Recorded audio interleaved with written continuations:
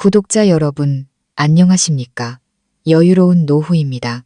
혹시 어느 날 밤 아무도 모르게 집으로 돌아갔을 때 우리가 보게 될 풍경이 과연 우리가 믿었던 따뜻한 보금자리가 맞을지 생각해 보신 적 있으신가요? 때로는 단 하나의 문이 열리는 그 순간이 우리의 인생 전체를 바꿔놓기도 합니다. 오늘 이야기는 3일간 출장을 가는 척 집을 나섰다가 한밤중에 돌아와 아내와 함께 쓰는 침대 위에서 벌어진 광경에 그만 온몸이 떨려왔다는 한 남자의 이야기입니다. 이 이야기는 단순히 결혼 생활의 배신을 넘어 가장 가까운 사람에게서 받은 기만과 이용, 그리고 등 뒤에 꽂힌 비수가 만들어낸 비극의 연속이었습니다. 과연 그는 모든 것을 용서할까요? 아니면 치명적인 한 방으로 이 모든 것을 끝내버릴까요?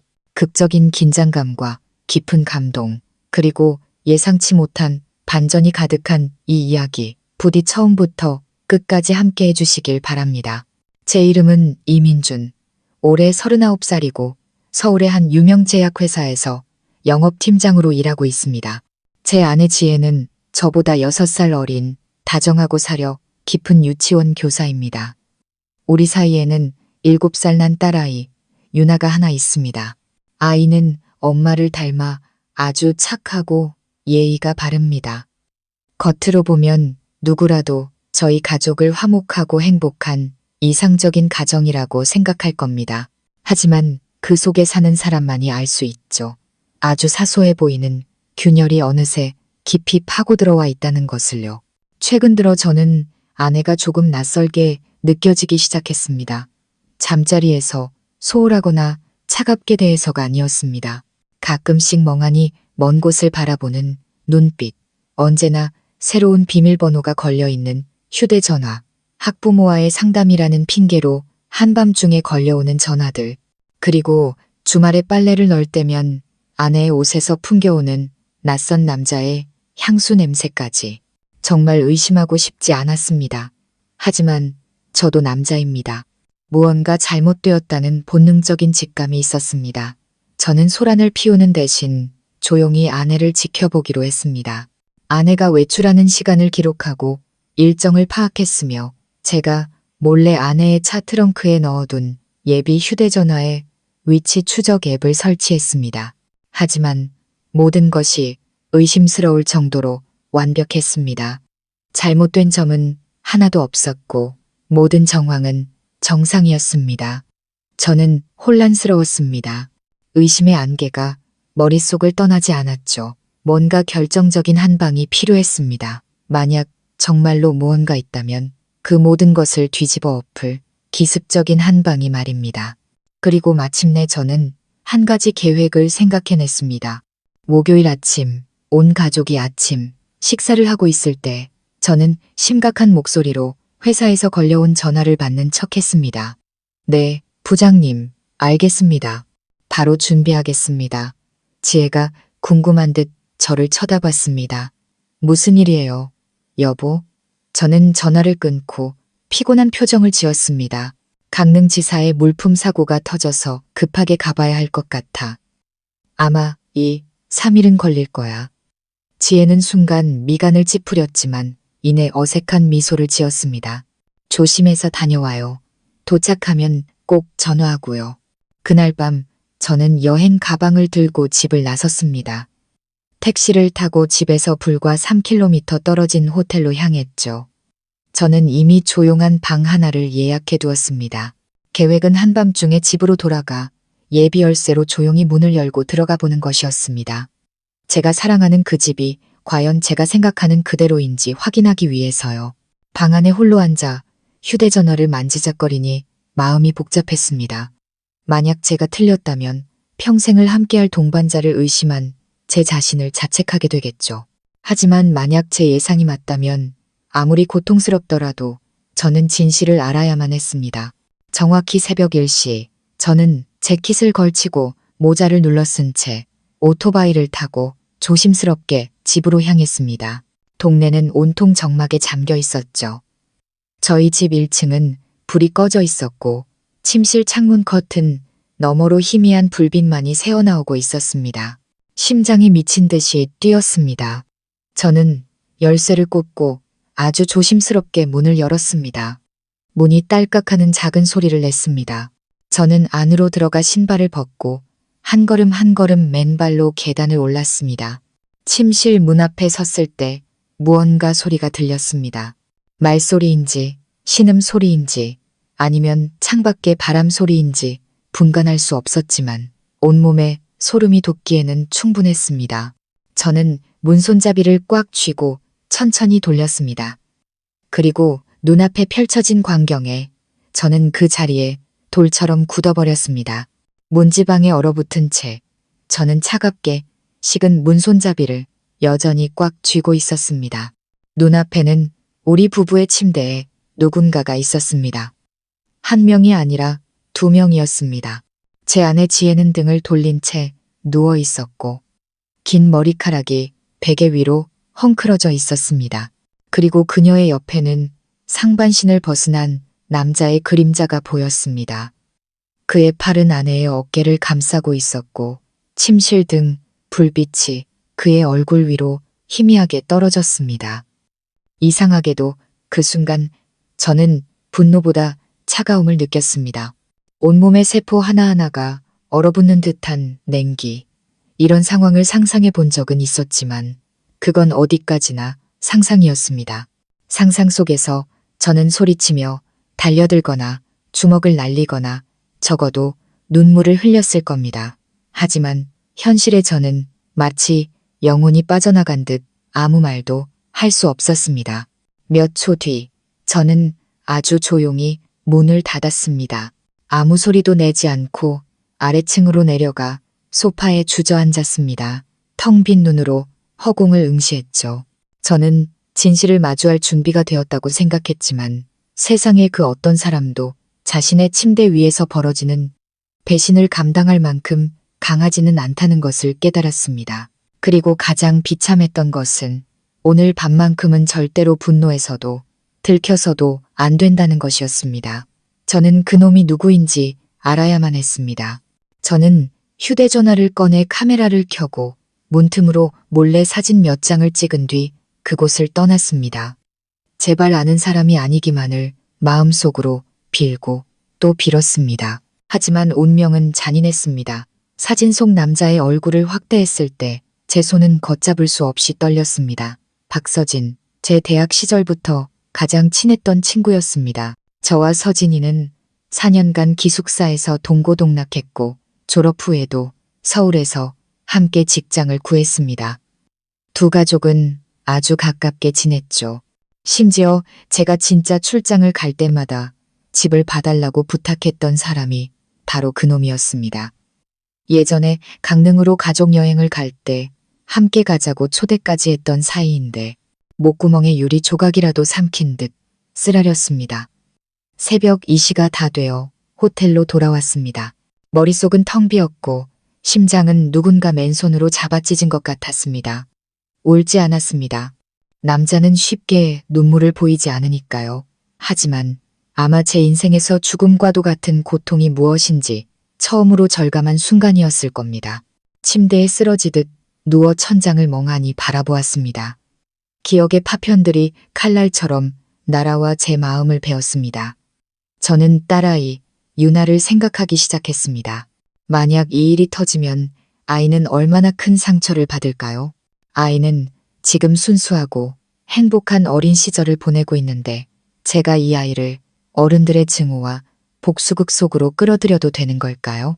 침묵하고 싶었지만 만약 침묵한다면 저는 매일같이 이 치욕감 속에서 제 자신을 죽이게 될 겁니다. 언제 잠들었는지 모릅니다. 눈을 떴을 땐 이미 날이 밝아 있었습니다. 가장 먼저 받은 메시지는 아내에게서 온 것이었습니다. 여보, 도착했어요? 강릉 날씨는 안 추워요? 옷 따뜻하게 챙겨 입어요. 저는 그 메시지를 보며 숨이 턱 막혔습니다. 불과 몇 시간 전 제 가장 친한 친구와 한 침대에서 잠들었던 여자가 이제는 아무 일도 없었다는 듯 제게 안부를 묻고 있었습니다. 저는 답장하지 않았습니다. 휴대전화를 끄고 다시 동영상과 사진을 열어보았습니다. 자세히, 아주 자세히 다시 들여다봤죠. 서진, 그놈은 너무나도 뻔뻔했습니다. 얼굴을 가리려는 시도조차 없이 얇은 이불 하나만 허리에 두른 채 제 아내의 어깨에 팔을 걸치고 있었습니다. 마치 자신의 소유물임을 과시하는 듯이요. 저는 다음 단계를 생각하기 시작했습니다. 소란을 피울 수는 없었습니다. 아직은 때가 아니었죠. 하지만 이 치욕을 그대로 삼킬 수도 없었습니다. 더 많은 증거가 필요했습니다. 그들이 언제부터 시작했는지, 왜 하필 서진이었는지, 그리고 가장 중요한 것, 지난 7년간 제가 온 마음을 다해 사랑해온 딸아이가 정말 제 친딸이 맞는지 알아야 했습니다. 그 생각이 스치는 순간 저는 깊은 나락으로 떨어지는 기분이었습니다.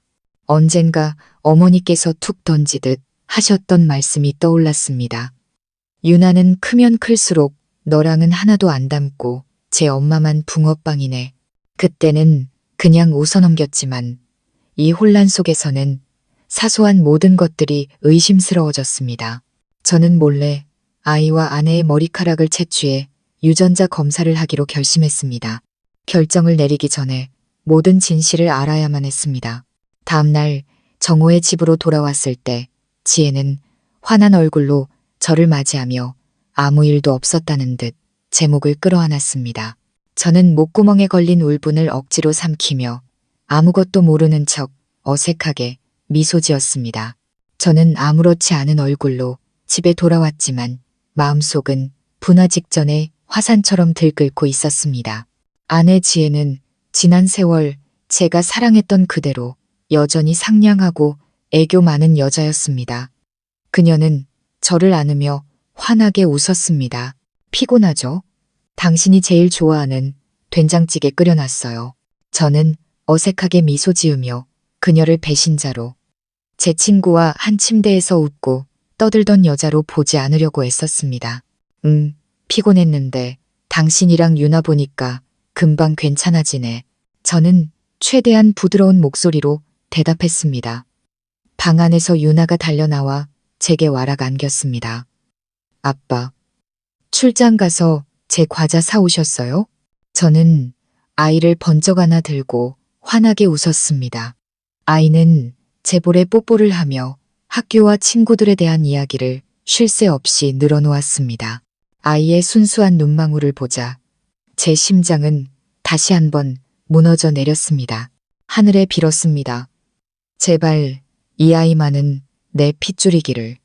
그렇지 않다면 제가 무슨 짓을 할지 저 자신도 알 수 없었습니다. 그날 밤 지혜가 깊이 잠들었을 때 저는 몰래 아이와 아내의 머리카락을 각각 채취했습니다. 작은 지퍼백 2개에 나눠 담아 지갑 깊숙이 보관했죠. 다음 날 저는 일찍 출근한다는 핑계를 대고 예전에 알고 지내던 연구원이 일하는 사설 유전자 검사 기관에 들렀습니다. 형, 아버지와 딸 사이에 친자 관계 확인 검사를 좀 해줘. 가능한 한 빨리 결과가 필요해. 저는 낮지만 단호한 목소리로 말했습니다. 친구는 놀란 표정으로 저를 바라봤습니다. 무슨 일 있어? 안색이 안 좋아 보여. 저는 그저 씁쓸하게 웃었습니다. 결과가 맞다면 마음이 놓일 테고 아니라면 앞으로 어떻게 살아야 할지 빨리 알아야 하니까 저는 의뢰서에 서명하고 그곳을 떠났습니다. 그때부터 저는 2개의 얼굴로 살기 시작했습니다.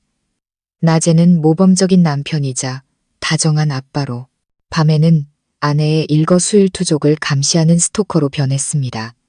저는 거실과 침실에 초소형 카메라를 몰래 설치했습니다. 지혜의 휴대전화에는 다시 위치 추적 앱을 깔았죠. 이번에는 업그레이드된 버전으로 그녀가 통화할 때 주변 소리까지 녹음되는 기능이 있었습니다. 그리고 저는 새로운 퍼즐 조각들을 얻기 시작했습니다. 사흘째 되던 날 밤 9시경 제가 샤워를 하는 척하는 동안 지혜의 휴대전화 화면이 서진이라는 이름과 함께 량아치랄. 그날 밤의 부드러움과 황홀함이 아직도 생생해. 이번 주말에 다시 볼까? 심장이 쿵 내려앉았습니다. 서진, 추측할 필요도 없이 박서진이었습니다.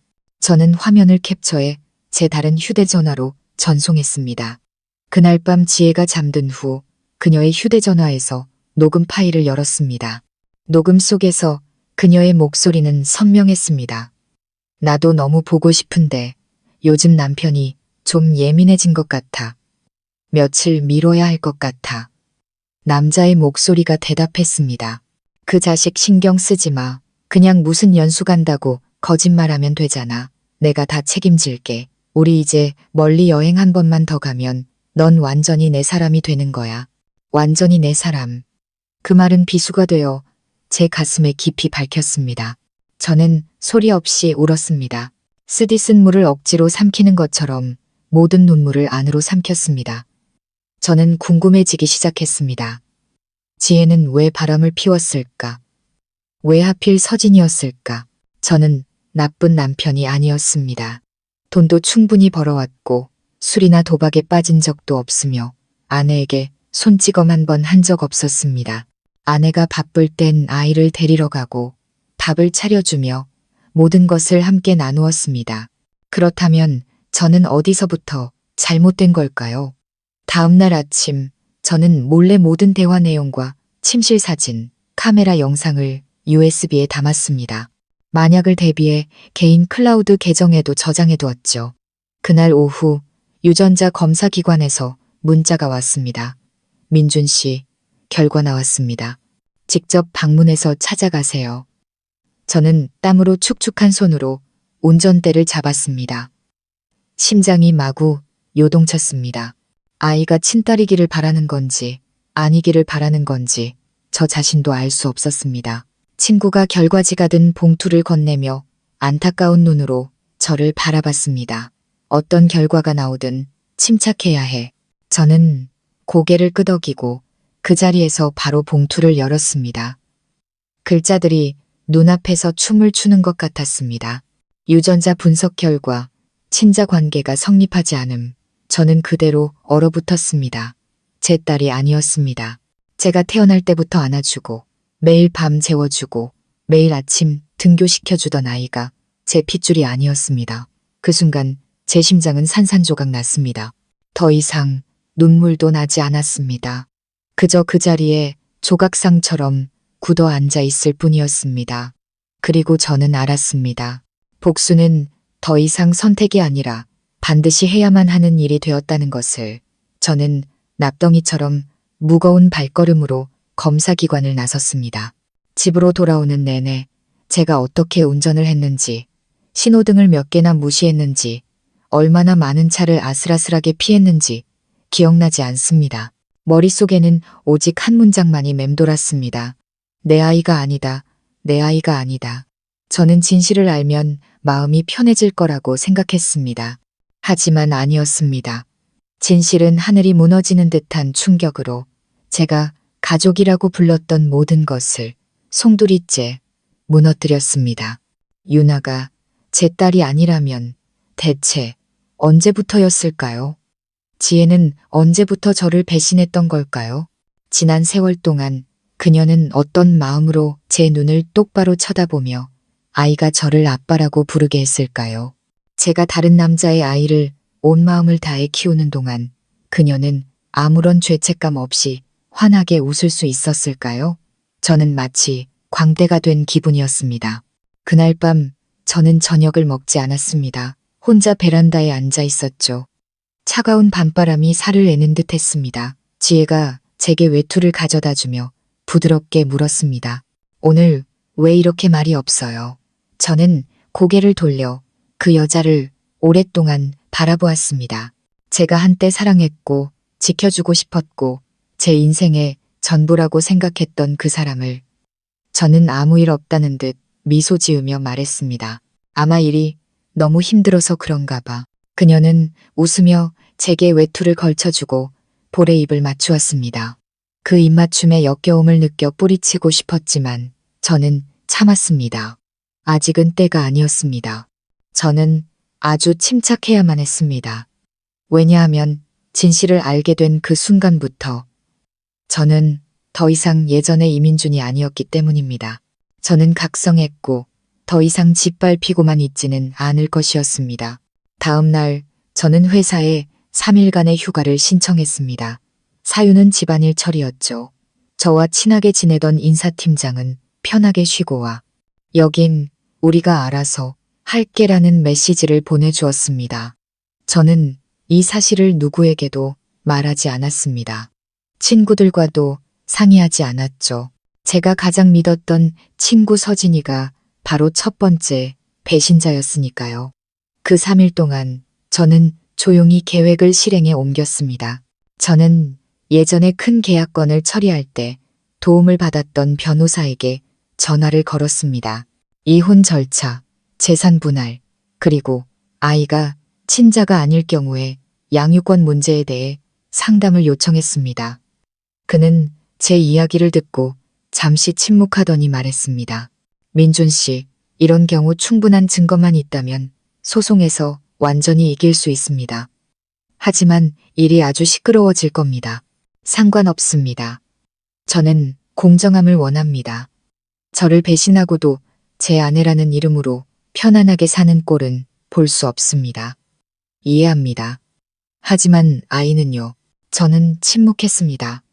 저도 유나를 어떻게 해야 할지 몰랐습니다. 비록 친딸은 아니지만 저와 아이 사이의 감정은 진짜였습니다. 저는 아이를 제 자식처럼 사랑했지만 이 기만을 계속 이어갈 수는 없었습니다. 저는 변호사에게 소송 서류를 미리 준비해달라고 부탁하며 지혜가 아직 아무것도 모르게 모든 정보를 비밀로 해달라고 당부했습니다. 아직은 때가 아니었죠.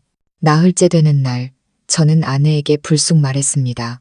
이번 주말에 온 가족이 바람도 쐴 겸 처가에 며칠 다녀오고 싶어. 유나도 좋아할 거야. 지혜는 망설이는 기색이었습니다. 하지만 이번 주에 저 연수 받아야 하는데 저는 그녀를 보며 가볍게 웃었습니다. 괜찮아. 금요일 오후에 가서 일요일 아침에 오면 되잖아. 마지막 수업 하나쯤 빠져도 괜찮을 거야. 그녀는 어색하게 웃으며 고개를 끄덕였습니다. 저는 그녀가 가기 싫어하는 이유를 똑똑히 알고 있었습니다. 주말은 서진과 데이트를 하는 시간이었으니까요. 하지만 저는 그렇게 두지 않을 것이었습니다. 저는 서진에게도 문자를 보냈습니다. 내일 저녁에 잠깐 보자. 오랜만에 형제가 회포나 풀자고 예전에 가던 그 술집에서 봐. 그는 바로 답장했습니다. 오케이. 너랑 술 안 마신 지 오래됐네. 보고 싶다. 친구야. 문자를 읽을수록 역겨움이 치밀어 올랐습니다. 그날 밤 저는 제 가장 친한 친구라는 그놈과 마주 앉았습니다. 그는 여전히 아무 잘못도 저지르지 않은 사람처럼 천진난만하게 웃으며 제 어깨를 툭툭 쳤습니다. 저는 그를 마주보고 앉아 속으로는 비명을 지르고 있었습니다. 그는 새로운 여자친구 이야기, 여행 이야기 등 온갖 잡다한 이야기를 늘어놓았지만 제 아내에 대해서는 단 한마디도 꺼내지 않았습니다. 당연하죠. 그 비열한 놈이 제 입으로 실토할 만큼 어리석지는 않았으니까요. 저는 맥주를 한 모금씩 마시며 여전히 둘도 없는 친구인 척 고개를 끄덕였습니다. 하지만 마음속으로는 이 모든 것을 끝낼 그날만을 손꼽아 기다리고 있었습니다. 헤어지기 전에 제가 말했습니다. 요즘 자꾸 악몽을 꿔 배신당하고 속고 심지어 친한 친구한테 아내를 빼앗기는 꿈까지 꾼다니까. 그는 큰 소리로 웃으며 제 어깨를 쳤습니다. 쓸데없는 생각 마라. 네, 마누라나 잘 지켜. 그 말이 마지막 남은 이성의 끈을 끊어버렸습니다. 저는 주먹을 꽉 쥐었습니다. 당장이라도 그놈의 얼굴에 주먹을 날리고 싶었지만 저는 참았습니다. 지금 감정적으로 행동해서는 안 됐습니다. 결말이 코앞으로 다가오고 있었으니까요. 주말이 되었습니다. 저는 모든 것을 세심하게 준비했습니다. 계획대로 금요일 오후 저는 아내와 딸을 데리고 처가인 충주로 향했습니다. 지혜는 이전의 여행처럼 들뜬 기색 없이 어색한 표정이었습니다. 반면 유나는 신이 나서 제잘거렸습니다. 아빠, 우리 수영장 가요? 저번처럼 마당에 있는 그네에서 잘 거예요? 저는 아이의 머리를 쓰다듬으며 다정하게 웃었습니다. 그럼 이번에는 아빠가 하루 종일 유나랑 놀아줄게. 저는 아내의 얼굴에 시선을 오래 두지 않으려 애썼습니다. 이미 모든 진실을 알았지만 아이가 부모 사이에 이상한 기류가 흐른다는 것을 느끼게 하고 싶지는 않았습니다. 처가에 도착하자마자 저는 유나를 장모님께 맡기고 차에 중요한 서류를 두고 왔다며 그날 밤 바로 서울로 돌아가야 한다는 핑계를 댔습니다. 지혜는 당황한 듯 했지만 감히 막지는 못하고 고개만 끄덕였습니다. 그럼 내일 아침에 일찍 와요. 유나가 아빠 많이 찾을 텐데. 저는 그저 웃으며 고개를 끄덕이고 떠났습니다. 그날 밤 10시쯤 저는 제 자신의 집에 도착했지만 바로 들어가지 않았습니다. 집 대문에서 100m쯤 떨어진 어둠 속에 차를 세우고 기다렸습니다. 정확히 10시 45분 익숙한 흰색 차 한 대가 대문 앞에 멈춰섰습니다. 서진이었습니다. 그는 손에 무언가를 들고 몸에 딱 붙는 셔츠를 입고 짙은 향수를 뿌린 채 차에서 내렸습니다. 그가 마치 자기 집처럼 자연스럽게 우리 집으로 들어가는 모습을 보자 등골이 오싹해졌습니다. 두려워서가 아니라 분노 때문이었습니다. 분노로 두 손에 푸른 힘줄이 솟아날 정도였습니다. 저는 휴대전화의 녹화 버튼을 누르고 카메라를 대문 쪽으로 향하게 했습니다. 제가 하는 모든 행동에는 목적이 있었습니다. 5분 뒤 침실에 불이 켜지고 커튼 너머로 두 사람의 그림자가 선명하게 비쳤습니다. 두 사람은 서로를 껴안고 웃고 떠들다가 이내 불이 꺼졌습니다. 더 볼 필요도 없었습니다. 저는 예비 열쇠로 조용히 뒷문을 열고 소리 없이 집 안으로 들어갔습니다. 불륜 현장을 덮칠 생각은 없었습니다. 저는 폭력을 쓰는 그런 남자가 아니었으니까요. 저는 그들이 스스로 자신들의 가면을 벗게 만들고 싶었습니다. 저는 휴대전화를 들고 녹음 기능을 켠 채 침실문 가까이 다가갔습니다. 웃음소리가 선명하게 들려왔습니다. 서진의 목소리였습니다. 드디어 만났네. 매일매일 너 때문에 미치는 줄 알았어. 민준이 그 자식 옆에 있는 널 볼 때마다 돌아버리는 줄 알았다고. 지혜의 가쁜 숨소리가 들렸습니다. 나도 보고 싶었어. 하지만 들키면 어떡해. 무서워. 뭘 무서워해? 그 자식도 이제 의심은 하지만 증거는 없잖아. 게다가 유나는 걔 친딸도 아닌데 뺏길 일도 없고 그 등신 같은 놈이 몇 년 동안 나한테 속고 있는지도 모른다니까. 그 말을 듣는 순간 머리에 뜨거운 물이라도 부은 것 같았습니다. 단순한 배신이 아니라 모욕이었습니다. 그들은 제 고통을 비웃고 제가 소중히 여겼던 사랑을 비웃고 제가 밤낮으로 애지중지 키웠던 아이까지 비웃고 있었습니다. 저는 문을 열었습니다. 노크도 예고도 없이 그저 문을 열었습니다. 딸깍하는 소리에 침대 위에 두 사람은 그대로 얼어붙었습니다. 서진이 가장 먼저 벌떡 일어났습니다. 그의 얼굴은 새하얗게 질려 있었습니다. 지혜는 경악하며 이불을 끌어당겨 몸을 가렸고 마치 귀신이라도 본 듯 눈을 동그랗게 떴습니다. 저는 그 어느 때보다 침착하게 서 있었습니다. 오, 미안하군. 내가 방해한 것 같네. 지혜가 더듬거렸습니다. 여보? 어떻게 여기에? 처가에 간 거 아니었어요? 저는 그녀의 눈을 똑바로 쳐다보며 평온한 목소리로 말했습니다. 갔었지. 그런데 서진이 이 친구가 기억력이 너무 나쁜가 봐. 이 집은 아직 내 이름으로 되어 있고 열쇠도 내가 가지고 있고 그리고 난 장님이 아니거든. 서진이 더듬거렸습니다. 민준아, 내 말 좀 들어봐. 내 놈한테 들을 말은 이제 없어. 저는 말을 잘랐습니다. 딱 하나만 묻지. 언제부터야? 너희 둘 언제부터 시작했어? 두 사람은 침묵했습니다. 저는 비웃으며 휴대전화를 들어 방금 녹음한 파일을 재생했습니다. 숨소리, 웃음소리, 그리고 저를 모욕하는 말들이 공간을 가득 채웠습니다. 지혜가 소리쳤습니다. 당신 녹음했어요? 나한테 함정을 판 거야. 저는 차갑게 웃었습니다. 난 누구에게도 함정을 판 적 없어. 너희가 스스로 드러낸 거지.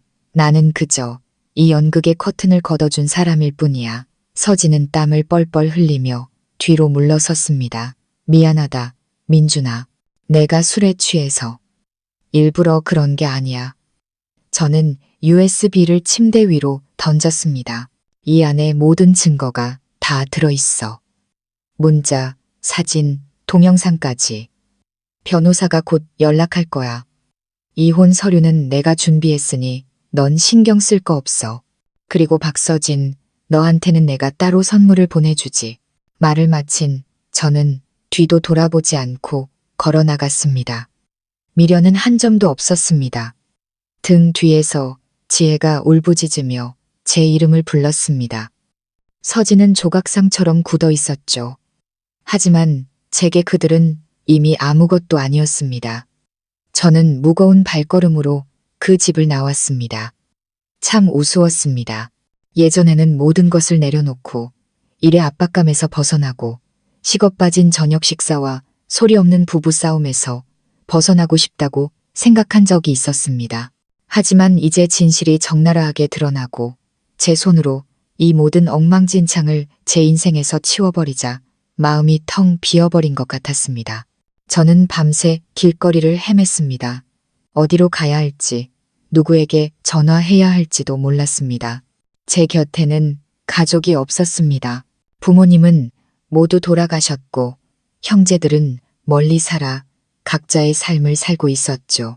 가장 친한 친구라고 믿었던 서진이 바로 그 배신자였으니 이제 제가 믿을 수 있는 사람은 누구일까요? 저는 작은 오피스텔을 구해 임시로 머물기로 했습니다. 변호사와 연락해 법원에 정식으로 이혼 소장을 제출했습니다. 제가 제출한 모든 증거는 너무나 명백하고 설득력이 있었습니다. 이 이혼 소송에서 저는 완전히 주도권을 쥐고 있었습니다. 저는 유나의 양육권에 대해서도 다시 심사해달라고 요청했습니다.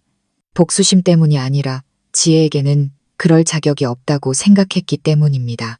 하지만 법은 법이었습니다. 제가 친부가 아닌 이상 양육권은 자동으로 어머니에게 돌아갔습니다. 저는 필요할 경우 면접 교섭권만 가질 수 있었죠. 아팠습니다. 누군가 살을 애는 듯한 고통이었지만 저는 받아들여야 했습니다. 이 고통을 마주하고 이겨내야만 했습니다.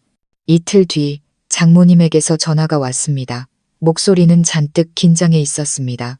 이 서방, 지금 어디 있는가? 잠깐 와서 우리랑 얘기 좀 할 수 있겠나?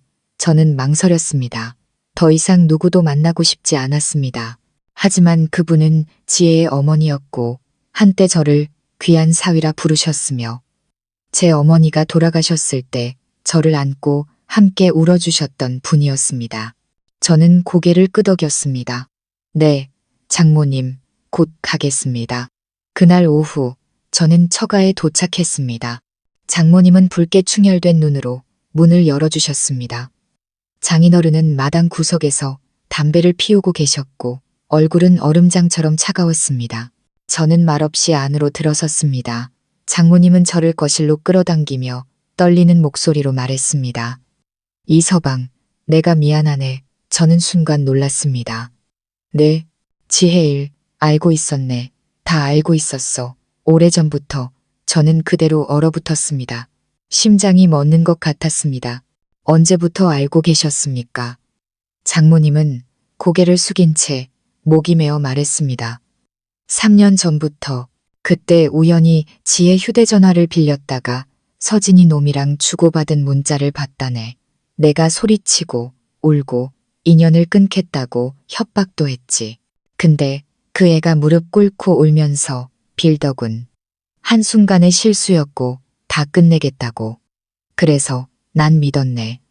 저는 더 이상 평정심을 유지할 수 없었습니다. 아니요, 장모님은 믿으신 게 아닙니다. 하지만 차마 말을 꺼낼 수가 없으셨겠죠. 장인어른께도 저에게도요.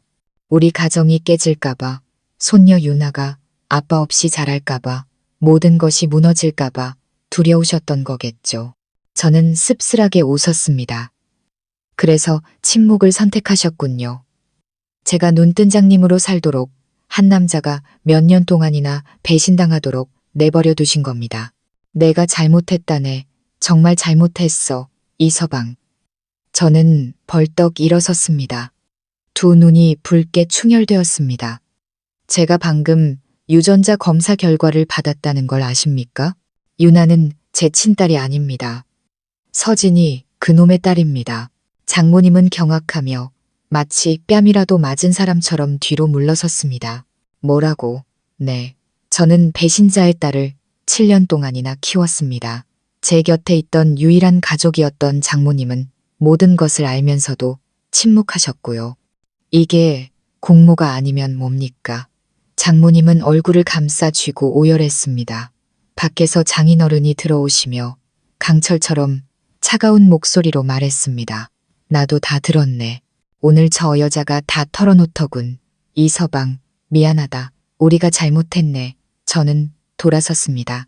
단 1분도 더 머물 수 없었습니다. 하지만 문을 나서기 직전 장모님이 갑자기 제 팔을 붙잡고 누가 들을세라 속삭였습니다.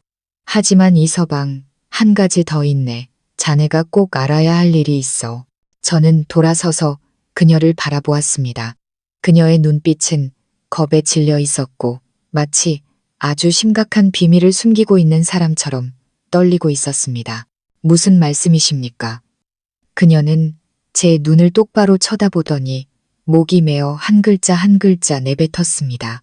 지혜가 자네랑 결혼하고 3개월 뒤에 임신한 적이 또 있었네. 하지만 그 아이는 자네 아이가 아니었어. 저는 그대로 굳어버렸습니다. 네? 뭐라고요? 자네가 알까봐 무섭다며 아이를 지웠다네. 그때는 그냥 한번 실수한 거라고만 생각했지. 하지만 지금 와서 생각해보니 서진이 그놈이 처음부터 끝까지 그랬던 건 아닌지 저는 발밑에 땅이 꺼지는 것 같았습니다. 모든 것이 처음부터 끝까지 저 혼자만 속고 있었던 연극이었을지도 모릅니다. 남편으로서, 아버지로서, 친구로서, 그리고 결국에는 바보로서 저는 처가를 나왔습니다. 머릿속은 혼돈 그 자체였습니다. 심장은 요동쳤고 하나씩 벗겨지는 비밀들은 제 인생에서 가장 가까웠던 사람들의 손에 들린 칼날이 되어 예외 없이 제 가슴을 향해 날아와 밝혔습니다. 저는 작은 오피스텔 방 안에 홀로 앉아 있었습니다. 희미한 노란 불빛이 제 퀭한 얼굴을 비추며 차가운 벽에 그림자를 드리웠습니다. 한때 보금자리라고 불렀던 그 집에 돌아가지 않은 지 여러 날이 지났습니다. 아이의 웃음소리도 퇴근 후 그토록 기다렸던 아내와의 소박한 저녁 식사도 더 이상 없었습니다. 전화벨이 울렸습니다. 딸아이의 유치원에서 온 전화였습니다. 민준 아버님. 유나가 며칠 전부터 기운이 없어요. 자꾸 아빠는 왜 안 오시냐고 묻고요. 오늘은 울면서 밥도 안 먹으려고 해서요. 너무 안쓰러워서 혹시 아이 보러 한번 와주실 수 있을까요? 저는 주먹을 꽉 쥐었습니다. 눈시울이 뜨거워졌죠. 감사합니다. 선생님. 내일 오후에 들르겠습니다. 전화를 끊고 저는 망연자실하게 앉아 있었습니다. 아빠, 왜 집에 안 와? 그 단순한 질문이 마치 거대한 망치처럼 제 심장을 내리쳤습니다.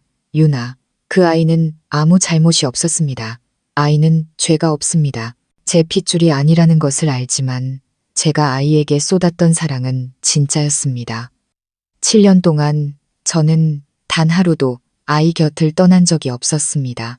아이가 열이 났을 땐 밤을 새워 닦아주었고 아이가 넘어졌을 땐 가장 먼저 달려가 안아주며 말했습니다. 아빠 여기 있잖아. 그런데 이제 저는 멀리서 아이를 지켜볼 수밖에 없었습니다. 아버지로서의 자격을 법은 더 이상 인정해주지 않았습니다. 출생신고서 뒤에 있던 남자의 이름은 이제 더 이상 불릴 수 없는 이름이 되었습니다. 다음 날 오후 저는 유치원 문 밖에 서 있었습니다. 유나가 멀리서 통통 뛰어나오며 누군가를 찾는 듯 두리번거렸습니다. 아이의 시선이 제게 닿는 순간 아이는 잠시 멈칫하더니 소리쳤습니다. 아빠, 저는 두 팔을 벌렸습니다. 아이는 제게 달려와 와락 안기며 제 어깨에 얼굴을 묻고 흐느꼈습니다.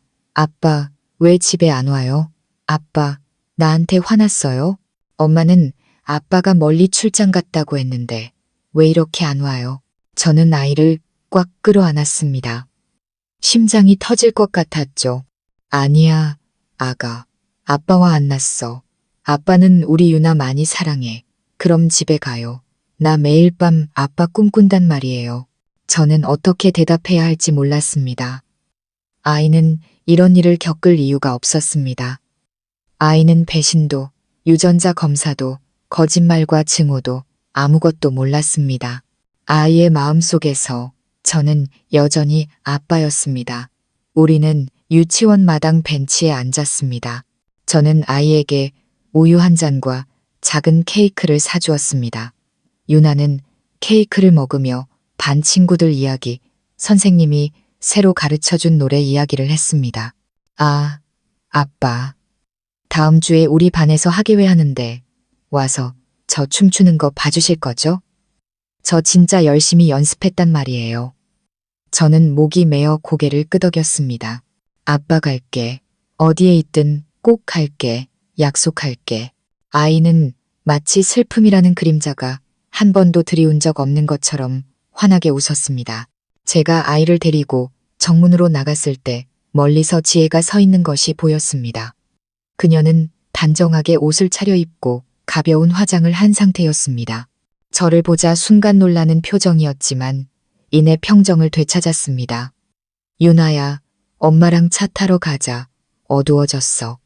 아이는 제 손을 놓지 않고 매달렸습니다. 아빠도 같이 가요. 저는 무릎을 꿇고 아이의 눈을 바라봤습니다. 오늘은 아빠가 일이 있어서 가봐야 해. 하지만 매일 전화할게. 약속. 아이는 저를 한 번 더 꽉 안고 나서야 엄마를 따라갔습니다. 아이가 차에 올라탈 때 저는 아이의 눈이 촉촉하게 젖어 있는 것을 보았습니다. 아마 아이는 무언가 직감하고 있는 것 같았습니다. 엄마와 아빠가 더 이상 같은 길을 걷지 않을 것이라는 것을요. 지혜가 제게 다가와 작은 목소리로 말했습니다. 내가 무슨 말을 할 자격도 없다는 거 알아요. 하지만 아이한테만은 차갑게 대하지 말아줘요. 걔는 아무것도 몰라요. 알잖아요. 저는 그녀를 차가운 눈으로 바라봤습니다. 당신은 내가 7년 동안 다른 남자의 아이를 키웠을 때 내 심정이 어땠을지 생각해 본 적 있어? 당신과 당신 어머니 모두 진실을 알면서도 그 달콤한 거짓의 울타리 속에 나를 가둬뒀을 때 말이야. 지혜는 고개를 숙였습니다. 다시 고개를 들었을 때 그녀의 눈에는 눈물이 그렁그렁했습니다. 내가 잘못했어요. 이제 돌이킬 수 없다는 거 알아요. 하지만 아이를 향한 정이 조금이라도 남아있다면 아이에게서 등을 돌리지는 말아줘요. 저는 침묵했습니다. 분노하고 싶었고 소리치고 싶었고 왜 하필 서진이었는지 왜 단 한 번도 진실을 말해주지 않았는지 묻고 싶었습니다. 하지만 이제 모든 것이 무의미했습니다. 당신을 용서하지는 않아. 하지만 유나에게 화를 내지는 않을 거야. 아이는 잘못이 없어. 아이 잘 키워. 그리고 나는 항상 아이를 지켜볼 거야. 법적인 아빠는 아니더라도 그 누구보다 아이를 사랑하는 사람이니까.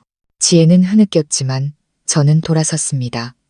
더 이상 그 거짓된 눈물을 보고 싶지 않았습니다. 그날 밤 저는 휴대전화를 열어 오래된 사진들을 다시 보았습니다.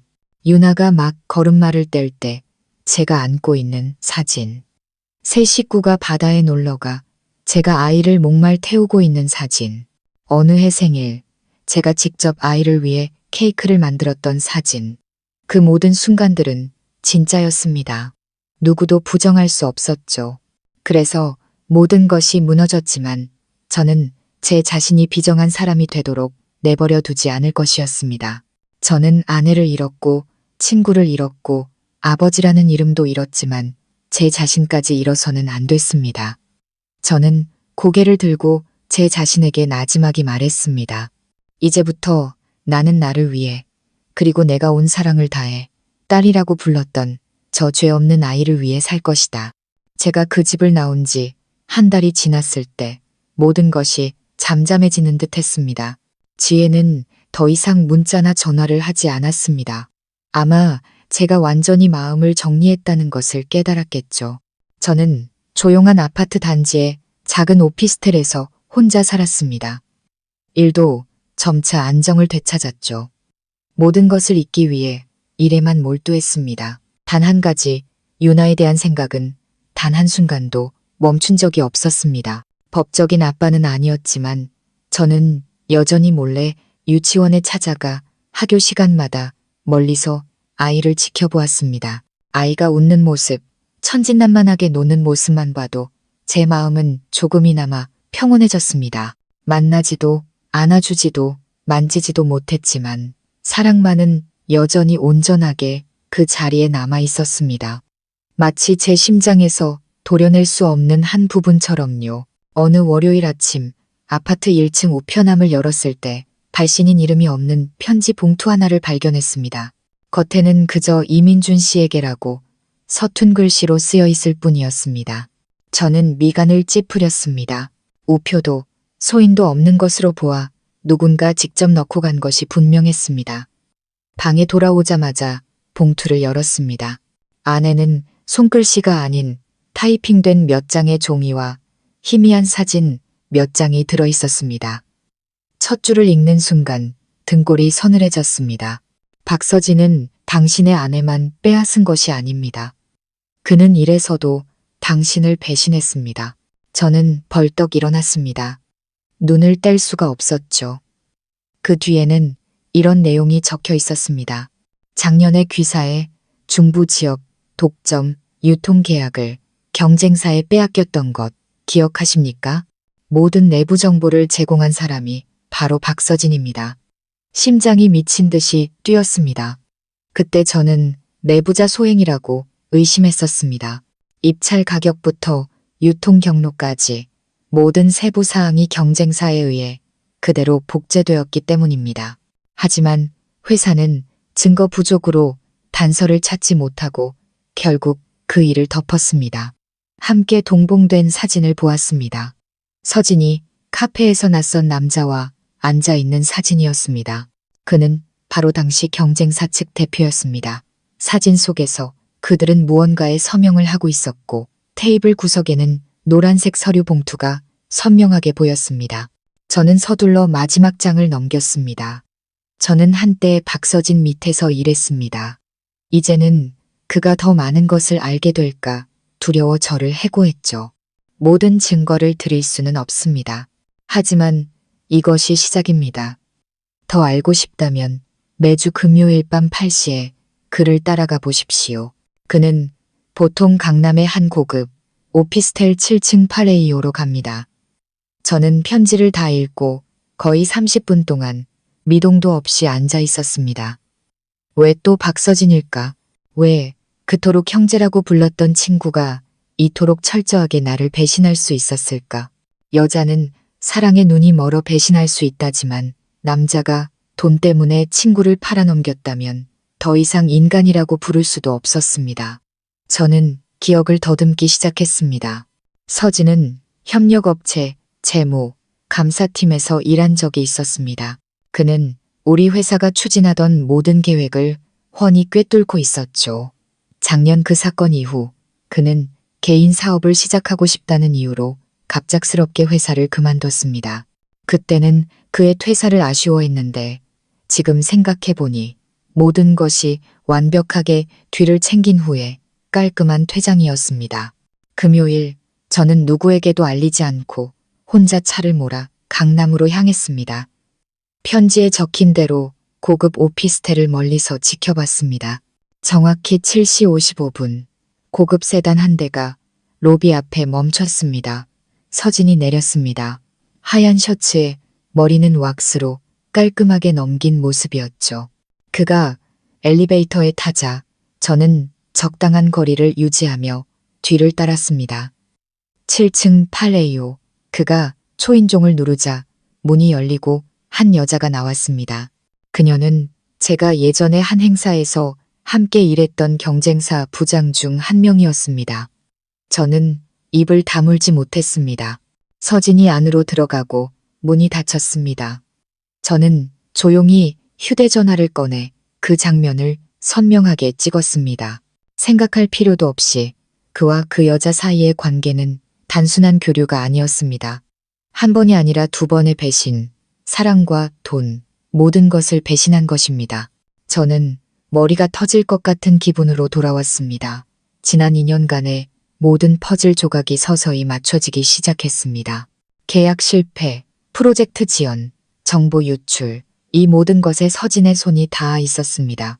그는 제 가정을 파괴한 것뿐만 아니라 제가 피땀 흘려 쌓아 올린 커리어까지 망가뜨리고 있었습니다. 더 이상 침착할 수 없었습니다. 저는 변호사에게 전화했습니다. 김 변호사님, 고소장 준비를 좀 도와주십시오. 박서진이 회사 정보를 외부에 팔아넘긴 초기 증거를 확보했습니다. 김 변호사는 몇 초간 침묵하더니 되물었습니다. 민준 씨, 정말 이 일을 세상에 드러내고 싶으십니까? 아주 시끄러워질 겁니다. 시끄러워도 상관없습니다. 배신자가 편안하게 사는 꼴은 못 봅니다. 그는 저뿐만 아니라 제가 쌓아온 모든 것을 무너뜨렸습니다. 침묵할 수 없습니다. 알겠습니다. 그럼 가지고 계신 모든 자료를 제게 보내주십시오. 제가 절차를 밟겠습니다. 저는 전화를 끊었습니다. 며칠 만에 처음으로 저는 제가 다시 일어서고 있다는 것을 느꼈습니다. 저는 한 번 죽었었지만 이번에는 다시 살아날 것입니다. 복수를 위해서가 아니라 정의를 되찾기 위해서 제가 가진 모든 증거를 김 변호사에게 보낸 후 저는 그날 하루를 온전히 서진과 관련된 모든 데이터를 재검토하는 데 썼습니다. 파고들수록 소름이 돋았습니다. 회사의 오래된 백업 파일에서 서진의 컴퓨터에서 낯선 주소로 보내진 암호화된 첨부 파일을 발견했습니다. 간단한 해독 프로그램을 이용해 파일을 열었죠. 안에는 우리 회사가 추진하다 도난당했던 바로 그 프로젝트의 상세 계획서가 들어있었습니다. 모든 수치, 비용, 경로도까지 완벽하게 말입니다. 제 손이 떨렸습니다. 서진은 단순한 배신자가 아니었습니다. 그는 아주 오래전부터 그리고 한두 번이 아니라 계획적으로 움직였습니다. 저는 즉시 김 변호사에게 전화했습니다. 변호사님, 추가 자료를 찾았습니다. 유출된 프로젝트 계획서, 사본과 발신 이메일, 주소입니다. 이게 결정적인 증거가 될 겁니다. 김 변호사는 즉시 대답했습니다. 아주 좋습니다. 고소장에 추가하겠습니다. 하지만 이제부터는 조심하셔야 합니다. 우리는 아주 더러운 판에 발을 들인 겁니다. 저는 미소 지었습니다. 저는 모든 것을 잃었습니다. 변호사님, 이제 제게 남은 건 진실뿐입니다. 그날 밤 제가 마트에서 돌아와 아파트 3층 복도를 걷고 있을 때 집 문 앞에 검은 봉투가 붙어 있는 것을 발견했습니다. 이름도 주변에 사람도 없었습니다. 봉투를 열자 안에는 사진 한 장이 들어 있었습니다. 며칠 전 유치원 마당에서 제가 유나를 안고 있던 사진이었습니다. 멀리서 찍혔지만 선명하고 차가운 느낌의 사진이었죠. 사진 뒷면에는 기울어진 글씨체로 한 줄이 적혀 있었습니다. 아이의 안전을 원한다면 더는 파고들지 마. 제 손이 떨리고 목이 바싹 말랐습니다. 저는 복도를 둘러보았지만 아무도 없었습니다. 심장이 쿵쿵 북소리처럼 울렸습니다. 저는 즉시 김 변호사에게 다급한 목소리로 전화했습니다. 변호사님, 방금 익명의 협박 편지를 받았습니다. 유나를 위협하고 있어요. 제가 증거를 모으고 있다는 걸 알고 있습니다. 전화기 너머에서 낮은 목소리가 들려왔습니다. 이건 단순한 법적 다툼의 경계를 넘어선 것 같습니다. 경찰에 신고하셔야 합니다. 아직은 공개적으로 얽히고 싶지 않습니다. 이 협박 뒤에 누가 있는지 알아야 합니다. 어른들의 싸움 때문에 유나가 위험해지게 둘 수는 없습니다. 저는 옛 지인에게 연락하기로 결심했습니다. 김 실장. 그는 예전에 사설 탐정으로 일하며 제가 서진과 관련자들을 추적하는데 도움을 주었던 사람이었습니다. 김 실장은 제 이야기를 듣고 즉시 동의했습니다. 박서진 혼자가 아닐 가능성이 높습니다.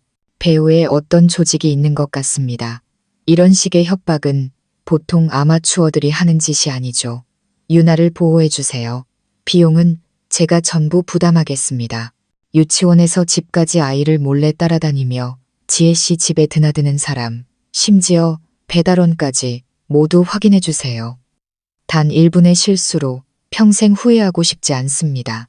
김 실장은 고개를 끄덕였습니다. 저는 그를 믿었습니다. 몇 년 전 제가 큰 프로젝트를 관리할 때 함께 일한 적이 있었고 그때 김 실장이 저를 사기 사건에서 구해준 적이 있었습니다. 사흘 뒤 김 실장에게서 한밤중에 전화가 왔습니다. 민준 씨, 일이 생겼습니다. 방금 유치원 근처에서 서성이는 남자를 하나 따라 붙었습니다. 지혜 씨 지인은 아닙니다. 꽤 오랫동안 서 있었고 마스크와 모자로 얼굴을 가렸지만 왼손에 아주 특이한 문양의 문신이 있었습니다. 아동 협박 및 납치 전과가 있는 놈의 문신과 비슷합니다. 그 말을 듣자 심장이 멎는 것 같았습니다. 어떻게 하셨습니까? 사진을 찍고 일부러 차를 부딪히는 척하며 얼굴을 확인했습니다. 그놈은 황급히 자리를 떴지만 차량 번호는 확보했습니다. 지금 조회 중입니다. 저는 숨을 헐떡였습니다. 제발 유나에게 아무 일도 없게 해주세요. 김 실장이 저를 안심시켰습니다. 저를 믿으십시오. 아이는 무사할 겁니다. 하지만 마음의 준비는 하셔야 합니다. 이건 더 이상 가족 문제가 아닙니다. 다음 날 밤 저는 발신자 표시 제한으로 걸려온 전화를 받았습니다. 이민준, 내가 경고했지. 똑똑하면 꺼져. 안 그러면 내 딸년 진짜로 사라지게 만들어주지. 저는 휴대전화를 꽉 쥐고 이를 갈았습니다. 그 아이에게 손끝 하나라도 대면 너희들 전부 끌고 지옥으로 갈 줄 알아. 전화기 저편에서 비웃음 소리가 들리더니 전화가 끊겼습니다. 제 인생에서 처음으로 저는 인간성을 상실한 자들의 세계에 발을 들인 것 같았습니다. 서진은 단순한 배신자를 넘어 제약, 유통업계 뒤에 숨은 어두운 조직의 하수인이었습니다. 그가 함께 일하는 자들은 단순한 사람들이 아니었습니다. 저는 모든 데이터, 사진, 녹음 파일, 이메일을 한 탐사보도 기자에게 보내기로 결심했습니다. 3년 전도시 최대의 의료 비리를 파헤쳤던 박 기자. 저는 그녀가 큰 사건을 찾고 있다는 것을 알았고 이 모든 것을 터뜨릴 준비가 되어 있었습니다. 저는 메시지를 보냈습니다. 만약 제게 무슨 일이 생긴다면 첨부 파일의 모든 것을 공개해 주십시오. 이 일에는 죄 없는 여자아이가 관련되어 있습니다. 아이를 안전하게 지켜주십시오. 그날 밤 저는 잠을 이루지 못했습니다. 창밖을 멍하니 바라보고 있었죠. 방 안은 호수처럼 고요했지만 제 마음은 폭풍우 치는 바다 같았습니다. 더 이상 잃을 것이 없었습니다. 명예, 커리어, 가족, 이제 남은 것은 유나와 밝혀져야 할 진실뿐이었습니다. 저는 뜬 눈으로 밤을 새웠습니다. 머릿속에는 협박 전화 속 그 말이 계속 맴돌았습니다. 내 딸년, 진짜로 사라지게 만들어주지. 그 얼음장 같은 한마디가 사신의 목소리처럼 울려 퍼졌습니다. 한때는 팀장이었고 가정이 있었고 모든 것을 가졌다고 믿었던 한 남자는 이제 생사의 갈림길에 서서 피 한 방울 섞이지 않았지만 제 인생의 유일한 버팀목이 되어버린 아이를 지키려 발버둥 치고 있었습니다. 이른 아침 제가 고용한 탐정 김 실장에게서 녹음 파일 하나와 사진 한 장이 도착했습니다. 녹음 파일은 카페에서 서진과 중저음의 거친 목소리를 가진 한 남자 사이의 대화였습니다. 내가 이민준, 그놈 조용히 처리하라고 했지. 얼굴까지 드러내게 만들었어. 지금 기자놈들이 들쑤시고 다니잖아. 그놈이 그렇게 독하게 나올 줄 몰랐습니다. 그냥 포기하고 사라질 줄 알았는데 조심해. 너 때문에 나뿐만 아니라 이 시스템 전체가 무너질 수도 있어. 함께 첨부된 사진은 서진과 대화하던 남자의 얼굴이었습니다. 자세히 보니 저는 깜짝 놀랐습니다.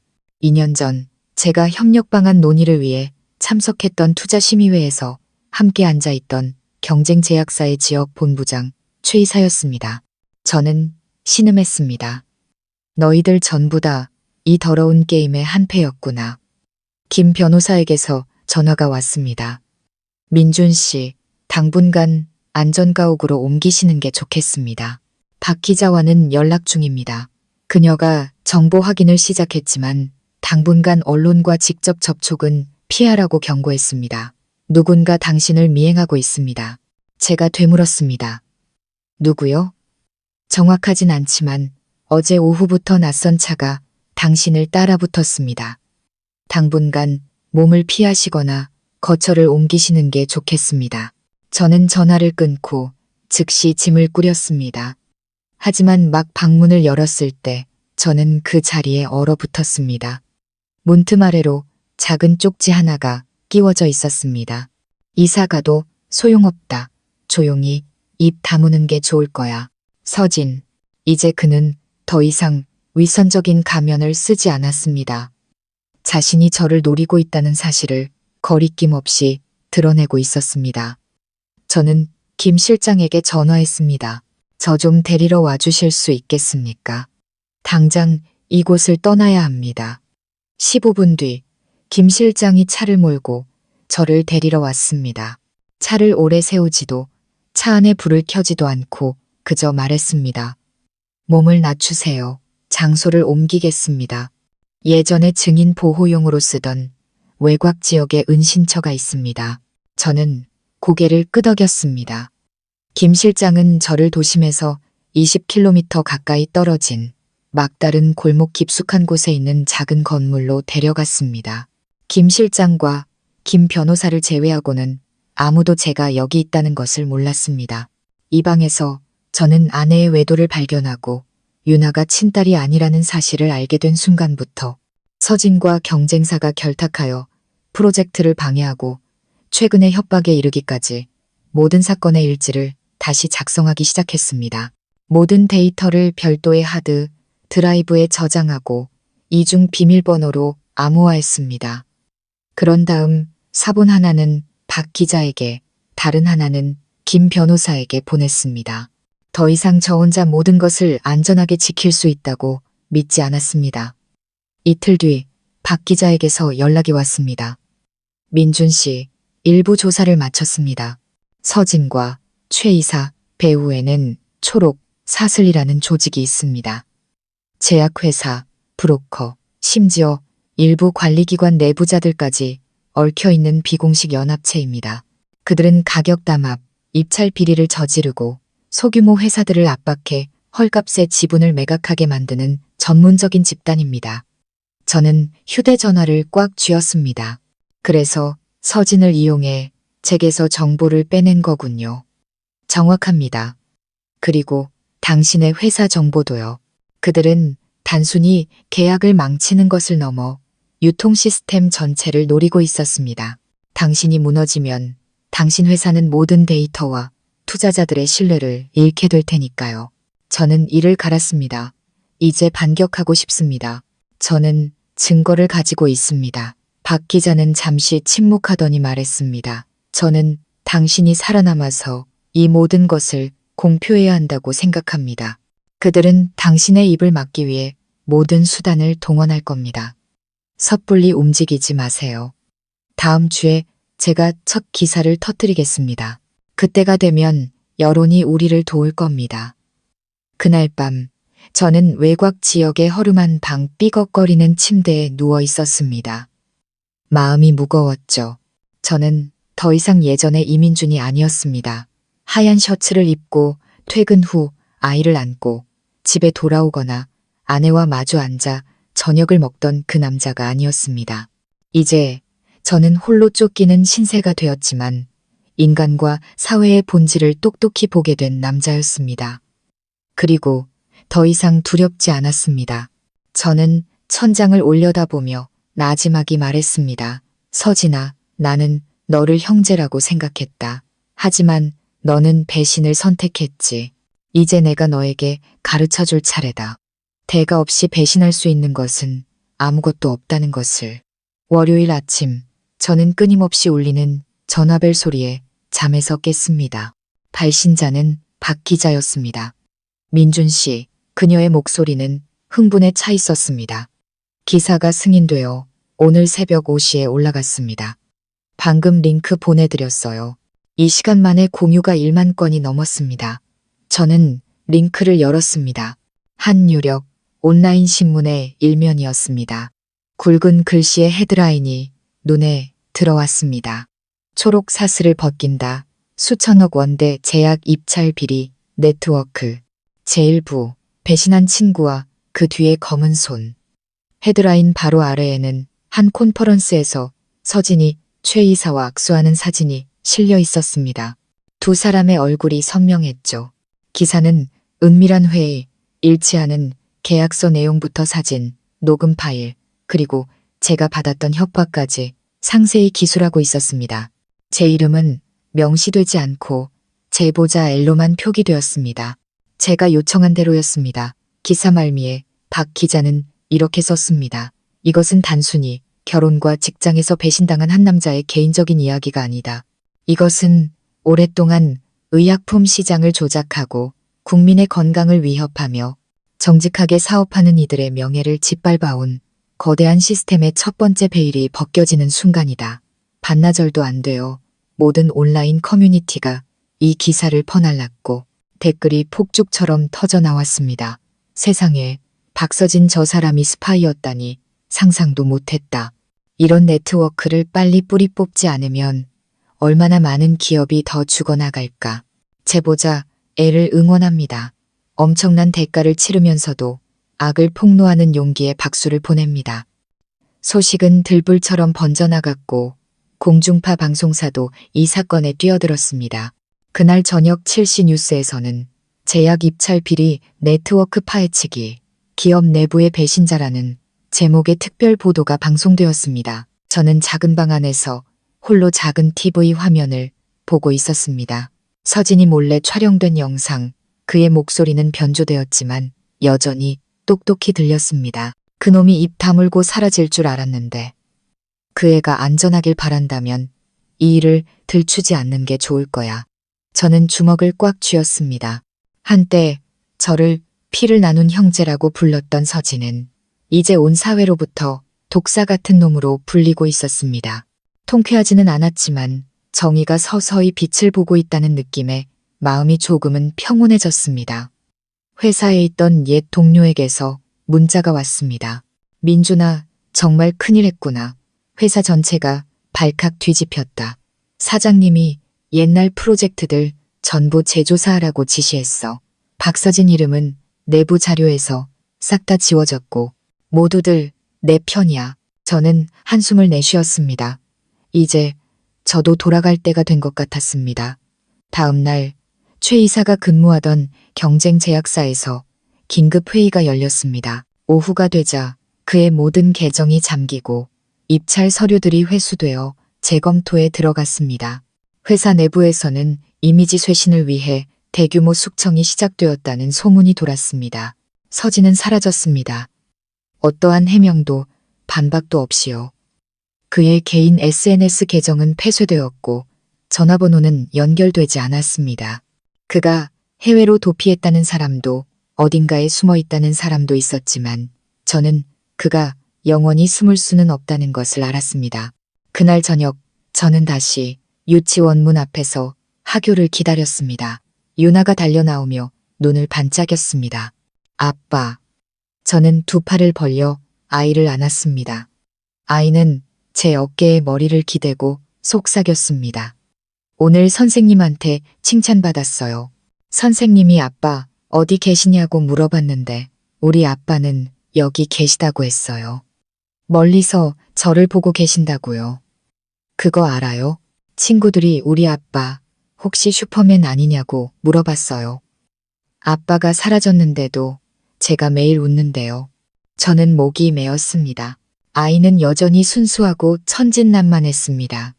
제가 더 이상 법적인 보호자는 아니었지만 아이의 마음속에서 저는 여전히 아빠였습니다. 저는 아이의 손을 잡고 천천히 걸었습니다. 하늘은 보랏빛으로 물들고 있었고 멀리 도시의 불빛이 하나둘 켜지고 있었습니다. 이 싸움이 아직 끝나지 않았다는 것을 알았지만 저는 제 인생의 가장 어두운 터널을 지나왔습니다. 그리고 이번에는 결코 무너지지 않을 것입니다. 기사가 발표된 지 불과 사흘 만에 제가 저와 유나를 위한 좀 더 평온한 미래를 생각하기 시작했을 때 예상치 못한 소식이 거친 파도처럼 밀려와 모든 계획을 휩쓸어 버렸습니다. 배신자, 산업 스파이, 한 가정을 무참히 짓밟았던 박서진이 공중파, 생방송에 모습을 드러낸 것입니다. 그날 저녁 제가 작은 방에서 혼자 저녁을 먹고 있을 때 전화벨이 쉴 새 없이 울렸습니다. 탐정 친구 김 실장이 먼저 전화를 걸어왔습니다. 민준 씨, 지금 바로 뉴스 채널 켜봐요. 박서진이 단독 인터뷰를 하고 있어요. 저는 서둘러 TV를 켰습니다. 화면에는 회색 정장을 입은 서진이 태연한 얼굴로 앉아 있었습니다. 그 특유의 냉소적인 미소는 여전했죠. 기자가 질문했습니다. 과거 근무하던 회사를 배신하고 경쟁사의 기밀을 유출했으며 제약 입찰 비리 네트워크에 연루되었다는 의혹이 있습니다. 어떻게 생각하십니까? 서진은 카메라를 똑바로 쳐다보며 표정 하나 변하지 않고 말했습니다. 전적으로 부인합니다. 공개된 사진과 녹취록은 모두 악의적으로 편집된 것입니다. 저는 많은 파트너들과 일해왔고 단 몇 장의 사진이나 사적인 대화만으로 저를 배신자로 모는 것은 어불성설입니다. 기자가 말을 이었습니다. 하지만 증거가 상당히 명확하고 기사 속 제보자는 매우 설득력 있는 자료를 제공했습니다. 서진은 비웃었습니다. 그 눈빛은 칼날처럼 날카로웠죠. 솔직하게 말씀드리죠. 소위 제보자 엘리라는 사람은 과거 맹목적인 질투심에 사로잡혀 자기 아내까지 의심하다가 복수를 위해 이 모든 것을 꾸며낸 남자입니다. 그는 아내 하나 지킬 능력이 없어서 모든 것을 잃고 이제 와서 소설을 쓰고 있는 겁니다. 저는 그 자리에 얼어붙었습니다. 온몸이 떨렸습니다. 두려워서가 아니라 분노 때문이었습니다. 저 비열한 놈은 이제 자신의 죄를 부인하는 것을 넘어 수백만 시청자 앞에서 저를 비방하고 있었습니다. 김 실장에게서 다시 전화가 왔습니다. 그놈이 수를 쓰는 겁니다. 법적인 증거를 없앨 수 없으니 당신의 명예를 공격해서 진흙탕 싸움으로 끌고 가려는 겁니다. 당신을 복수심에 미친 사람으로 만들어서 여론을 분열시키려는 속셈이에요. 저는 휴대전화를 꽉 쥐었습니다. 그놈이 상황을 뒤집게 둘 수는 없습니다. 저는 이미 너무 많은 것을 잃었어요. 진실마저 잃을 수는 없습니다. 그날 밤 저는 박 기자를 동네 뒤편의 작은 카페에서 만났습니다. 저는 그녀에게 한 번도 공개하지 않았던 녹음 파일 하나를 건넸습니다. 이전에 제가 미행했을 때 녹음했던 서진과 최 이사 사이의 대화였습니다. 그놈이 절대 공개 못할 거라고 확신해. 지혜랑 있었던 일은 빙산의 일각일 뿐이야. 나는 그놈의 유통 시스템 정보를 최대한 빨리 빼내야 해. 그 대가로 당신네 쪽에서 약속한 금액은 확실히 주는 거지? 박 기자는 녹음을 듣고 얼굴이 하얗게 질렸습니다. 이건 모든 변명을 끝장낼 증거네요. 누구도 이걸 편집이라고 말할 수는 없을 겁니다. 목소리, 내용, 상황, 모든 게 너무나 명확해요. 저는 그녀를 똑바로 쳐다보며 말했습니다. 전부 공개해야 합니다. 이번에는 익명으로 하지 말고 엘이 누구인지 세상에 알리세요. 저는 더 이상 숨을 필요가 없습니다. 그녀는 망설였습니다. 하지만 정말 괜찮으시겠어요? 일이 아주 시끄러워질 겁니다. 당신의 가정사, 심지어 유나 이야기까지 다시 들춰질 수 있습니다. 저는 잠시 멈칫했습니다. 유나, 아이는 아직 어린데 이 모든 소문을 감당할 수 있을까? 저는 몇 초간 침묵하다가 말했습니다. 제가 나서지 않으면 박서진은 계속해서 다른 사람들을 속이고 해칠 겁니다. 아이가 자라서 자기 아빠에 대한 왜곡된 정보를 읽게 하고 싶지는 않습니다. 그럼 비방당한 제보자의 반론이라는 제목으로 내일 아침 기사를 내보내겠습니다. 마음의 준비를 하시는 게 좋을 겁니다. 저는 고개를 끄덕였습니다. 다음 날 아침 온 사회가 다시 한번 발칵 뒤집혔습니다. 제 이름, 사진, 직책, 그리고 모든 고발 과정이 담긴 반론 기사가 전면에 실렸습니다. 한 번도 공개되지 않았던 녹음 파일, 최신 증거들, 그리고 김 실장이 몇 달간 서진을 추적하며 얻은 검증된 증언까지 함께였습니다. 여론은 즉시 뒤바뀌었습니다. 박서진 저놈, 얼굴색 하나 안 변하고 거짓말하네, 친구 배신하고 아내 뺏은 것도 모자라 이제 와서 비열하게 변명까지. 이민준 씨 정말 안 됐다. 진실을 지키려다 거짓 언론에 매장당할 뻔했네. 오후가 되자 방송국은 서진이 전 직장으로부터 영업 비밀 유출 혐의로 정식 고소당했으며 동시에 외부 세력과 결탁해 내부 자료를 조작한 혐의로 소환 조사를 받게 되었다는 뉴스를 보도했습니다. 초록 사슬과 손잡았던 여러 기업들이 계약을 파기하고 과거 프로젝트들을 재조사하겠다고 선언했습니다. 한때 전략 전문가로 칭송받던 박서진이라는 이름은 이제 배신과 기만, 그리고 직업윤리의 타락을 상징하는 이름이 되었습니다. 그날 저녁, 저는 다시 유치원 문 앞에서 유나가 하교하기를 기다렸습니다. 아이가 환한 얼굴로 달려 나왔습니다. 아빠, 저 오늘 학예회에서 센터 맡았어요. 저는 무릎을 꿇고 아이를 안았습니다.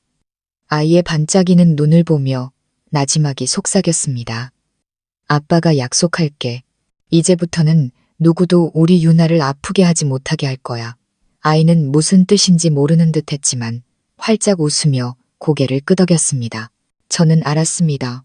비록 출생신고서 속의 아버지는 아니었지만 저는 영원히 이 아이의 마음을 지키는 아버지가 될 것이라는 것을. 서진이 소환 조사를 받은 지 일주일 후 모든 것이 제자리를 찾아가는 듯 했습니다. 기사들은 더 이상 저를 주인공으로 다루지 않았습니다. 모든 관심은 이제 서진과 최 이사, 그리고 그 일부가 드러난 검은 유통 시스템 초록 사슬에 쏠려 있었습니다. 저는 전 직장 경영진의 초청을 받아 회사로 돌아갔습니다. 그들은 제게 영업팀장직으로 복귀해달라고 제안하며 동시에 미래의 서진과 같은 사례를 막기 위한 내부 감사팀에 합류해달라고 요청했습니다. 저는 거절했습니다. 더 이상 명예에 대한 미련도 직이나 거짓된 존경에 대한 갈망도 없었습니다. 수많은 좌절 끝에 저는 한 가지를 배웠습니다. 가장 소중한 것은 지위가 아니라 평온이라는 것을요. 저는 모아두었던 돈으로 유나의 유치원 근처 길모퉁이에 작은 약국을 열었습니다. 매일 아침 일찍 일어나 차를 마시고 신문을 읽다가 유리창 너머로 등교하는 아이가 맑은 미소로 제게 인사하는 것을 기다렸습니다. 아빠, 오늘 새 옷 입으셨네요. 멋져요. 그러면 저는 미소 지으며 고개를 끄덕였습니다. 우리 딸도 오늘 반에서 제일 예쁘네. 단지 그것만으로도 평화로운 하루를 보내기엔 충분했습니다.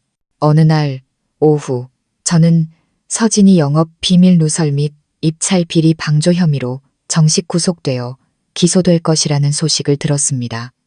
기쁘지도 통쾌하지도 않았습니다. 그저 마음이 가벼워졌을 뿐입니다. 하지만 저는 예상치 못했습니다. 바로 다음 날 서진의 어머니가 저를 찾아오셨습니다. 마지막으로 뵈었을 때보다 훨씬 늙어 보였습니다. 머리는 하얗게 새고 등은 약간 굽었으며 두 눈은 너무 많이 울어 붉게 충혈되어 있었습니다. 저는 문을 열고 조용히 안으로 모셨습니다. 어머님, 무슨 일로 오셨습니까?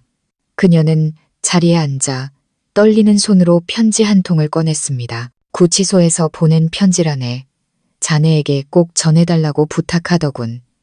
저는 혼란스러운 마음으로 편지를 받았습니다. 어머니는 제 손을 잡고 목이 메어 말했습니다. 그 애가 잘못했네. 아주 많이 잘못했어. 어떤 말로도 돌이킬 수 없다는 거 알지만 자네에게 비네. 가능하다면 그 애를 막다른 길로 몰지는 말아주게. 저는 아무 말도 하지 않고 그저 가볍게 고개를 끄덕였습니다. 어머니는 자리에서 일어나 문을 나서기 전 제게 아주 깊이 고개를 숙였습니다. 자신의 아들 때문에 제게 머리를 조아리는 늙은 어머니의 모습에 제 마음 한구석이 조금은 부드러워졌습니다. 저는 자리에 앉아 편지를 열었습니다. 서진의 문체는 여전했습니다. 간결하고 냉철했지만 이번에는 어조가 한결 낮아져 있었습니다. 네가 절대 용서하지 않을 거라는 거 안다. 나도 그런 걸 바라지 않아. 단지 이 말은 하고 싶었다. 네가 지혜의 외도를 알았을 때 나는 두려웠다. 너를 잃을까봐 그만두고 싶었지만 발을 담글수록 더 깊이 빠져들었어. 그래서 그냥 눈을 감고 살기로 했다. 한 번의 잘못이 평생의 잘못이 된다는 거 알아. 하지만 만약 시간을 되돌릴 수 있다면 너를 배신하느니 차라리 내 손에 맞아 죽는 길을 택했을 거다. 내 말이 맞았어. 대가 없는 배신은 없더군. 나는 매일같이 그 대가를 치르고 있다. 하지만 한 가지만 부탁하자. 내 딸이 증오 속에서 자라게 하지는 말아줘. 그 아이가 내 핏줄이 아니라는 거 알지만 그 아이에게는 그 누구보다 내가 필요해. 저는 편지를 다 읽고 책상 위에 내려놓았습니다. 의자에 등을 기댔습니다. 마음 한편에서는 이 모든 것을 여기서 끝내고 싶었습니다. 깨끗하게 더 이상 어떤 얽힘도 없이. 다른 한편에서는 그를 용서하고 싶었습니다. 그가 그럴 자격이 있어서가 아니라 제 자신의 평온을 위해서였습니다. 그날 밤 저는 김 변호사에게 전화했습니다. 변호사님, 고소를 취하하지는 않겠습니다. 하지만 개인적인 손해배상에 대한 소송은 추가로 제기하지 않겠습니다. 경제사범에 대한 공소만 유지해 주세요. 처벌이 필요한 부분은 법이 알아서 할 겁니다. 저는 더 이상 관여하지 않겠습니다. 확실하십니까? 네, 확실합니다. 저는 마지막 승자가 될 필요가 없습니다. 그저 아이와 함께 평온하게 살고 싶을 뿐입니다. 2달 뒤 첫 재판이 열렸습니다. 저는 참석하지 않고 뉴스를 통해 소식을 접했습니다. 서진은 8년형을 선고받았습니다.